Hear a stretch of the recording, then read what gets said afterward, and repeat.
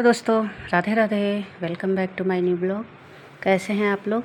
I hope अच्छे होंगे आप और आपकी स्टडी भी अच्छी हो रही होगी। और काफ़ी टाइम हो गया है पढ़ते पढ़ते, तो सोचा आप लोगों से थोड़ी सी बात कर लेते हैं। और आज मेरा व्रत भी है, तो मन तो नहीं था, लेकिन फिर सोचा थोड़ी सी मुलाकात कर लेते हैं। अभी पढ़ाई निरंतर चालू है, क्योंकि अब टाइम बहुत कम बचा हुआ है।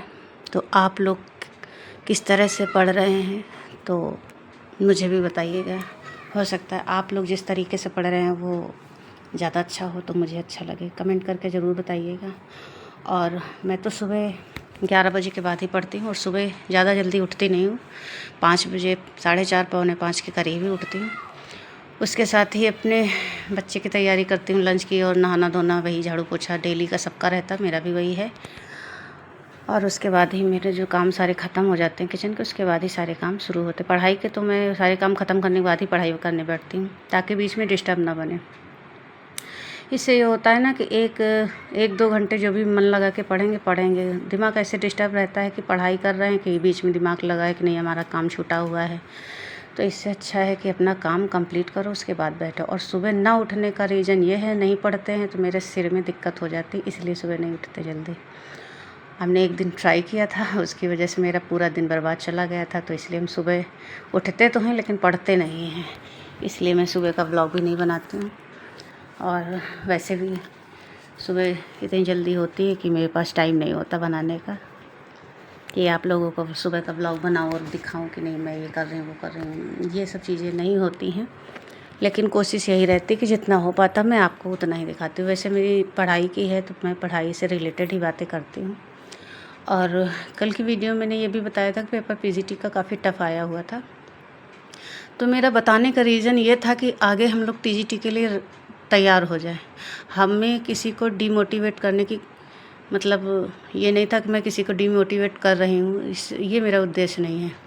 मेरा था कि आप लोग जो पीजीटी के दे के आए हैं, आगे टीजीटी के लिए अच्छे से प्रिपेयर हो जाएं। और जिनका टीजीटी का होना है वो तो होंगे ही होंगे, उनको तो लगातार करना ही करना। और किसी किसी ने तो यूपी टेट का भी भर रखा होगा। मेरा लास्ट टाइम था, मैंने भरा, उसमें मेरी जो पैसे कटते हैं वो नहीं कट पाए, तो इसकी वजह से मेरा यूपी टेट का नहीं हो पाया।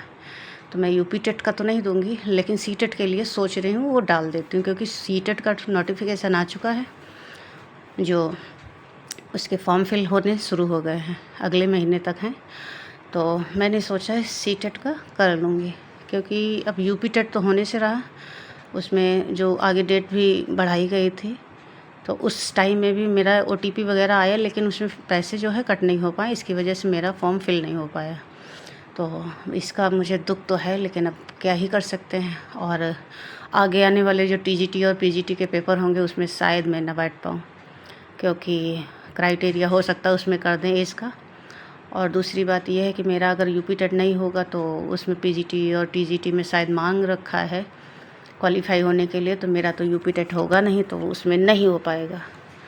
बस यही सारी चीज़ें हैं। अब पढ़ाई लगातार चल रही है मेरी, लगभग अब तो दिमाग में बस यही चलता रहता है क्या करें कैसे करें। अंदर जितने चीज़ें हैं दिमाग में, बस वही उथल पुथल चलती रहती है, पढ़ाई क्या कैसे होगी, क्योंकि पेपर इतना टफ हो गया, तो आगे क्या करेंगे। हो सकता है कम भी हो जाए, कोई ज़रूरी नहीं, लेकिन डिमोटिवेट नहीं होना है हम लोगों को, मोटिवेट होते हुए काम करना है। क्योंकि अगर हम लोगों ने अगर ये छोड़ दिया तो आगे कुछ कर नहीं पाएंगे। तो अपने आप को प्रिपेयर रखना है, और पढ़ाई तो होती रहेगी। बस ये मन में रखना कि अगर हमको करना है तो मेहनत करनी है, डबल मेहनत करके चलना है, पढ़ाई करते रहना है। लगभग 15 दिन का ही टाइम बचा है, क्योंकि अगर लास्ट में हमें पता चल जाता हमारी एग्ज़ाम शीट आ गई या एग्ज़ाम सेंटर आ गया, तो इसमें दिमाग उसी में रखा रहता कि कहाँ जाना, कैसे जाना, क्या करना, पेपर कैसे होगा, दुनिया भर की बातें दिमाग में चलने लगती हैं।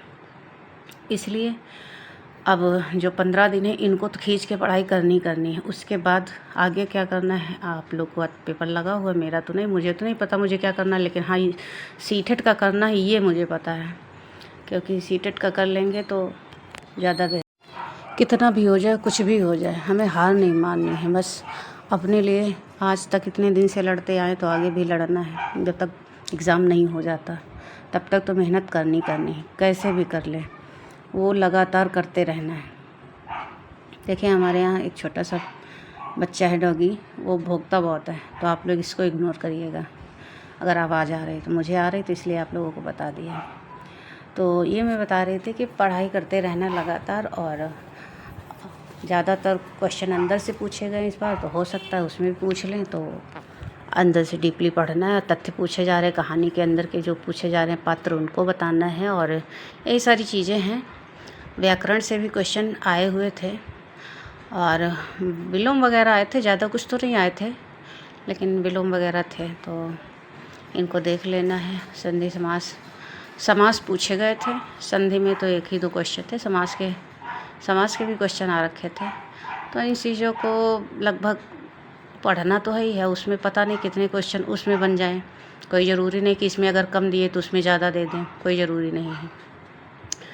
तो इसलिए पढ़ाई लगभग उतनी ही मेहनत करके करनी है। और मेरा PYQ चल रहा है और उपन्यास के जो पात्र हैं उनको पढ़ना शुरू कर दिया है, और कहानी के जो अंदर पात्र हैं उनको भी पढ़ना शुरू कर दिया है। वैसे सही बताए तो उतने अच्छे से मन लग नहीं रहा, दिमाग में एक बार ये भी आ जाता है कि पढ़े कि ना पढ़े, क्या पढ़े, कैसे पढ़ें। ये चीज़ें हो रही हैं, तो अपने दिमाग को थोड़ा शांत करेंगे। लगभग हो ही रहा है, पढ़ाई कर रहे हैं तो दिमाग को शांत करना ज़रूरी है। नहीं, दिमाग में अगर उथल पुथल रही तो पढ़ाई नहीं हो पाएगी, और पढ़ाई इसी तरह चलती रहेगी कंटिन्यू, और छोटी छोटी मुलाकात भी आप लोगों से होती रहेगी।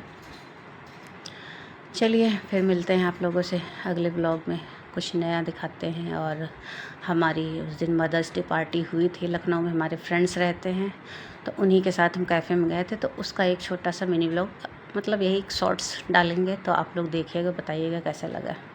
चलिए मिलते हैं नेक्स्ट ब्लॉग में, तब तक के लिए thank you, Radhe Radhe.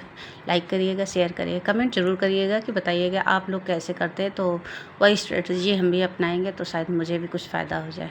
Bye.